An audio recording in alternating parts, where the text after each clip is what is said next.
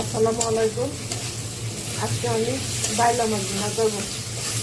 এখানে আমি তেল, পেঁয়াজ কুচি, কাঁচামরিচ তেলে ভাজা নিচ্ছি। ভাজা হলুদ আর টমেটো দিয়ে এখন কষাইতেছি।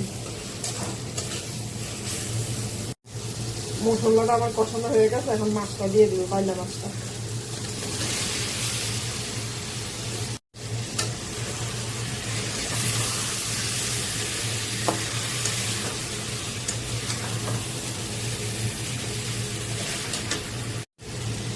মাছটা আমার কষানো হয়ে গেছে, এখন পানি দিয়ে দেব।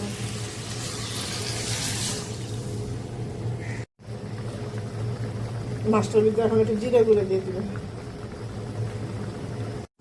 বাইলা মাছটা ভাজা হয়ে গেছে, এখন আমি ধনিয়া পাতা দিয়ে নামিয়ে ফেলবো।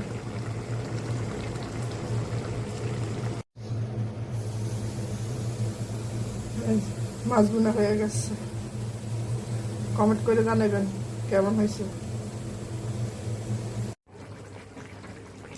খাসি মাংস রান্না করতেছি।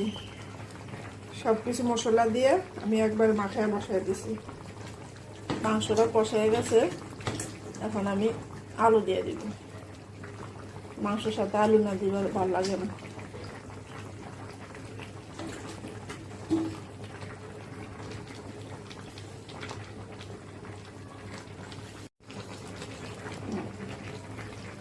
আলুটা আমি বড় পিস করে দিছি।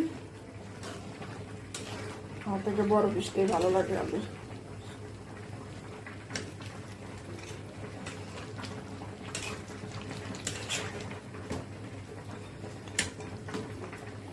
শুক্রবারের দিন বাসা সবাই থাকে, তাই একটু ভালো খাবার খাইতে হয় সবাই মিলে।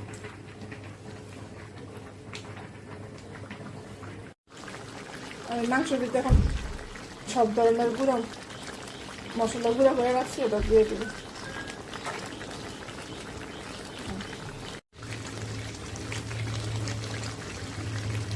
খাসির মাংস কষানো হইতেছে।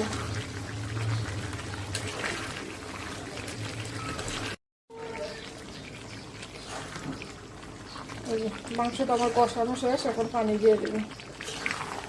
কষানোর ভিতরে মাংস সিদ্ধ হয়ে গেছে, এখন অল্প একটু পানি দিব। মাংসের সাথে একটু জল না থাকলে তো ভালো লাগে না।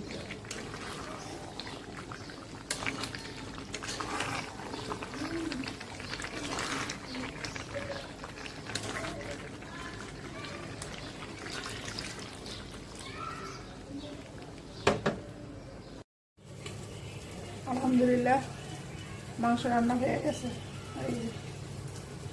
কালারটা কেমন হয়েছে কমেন্ট করে জানাবেন।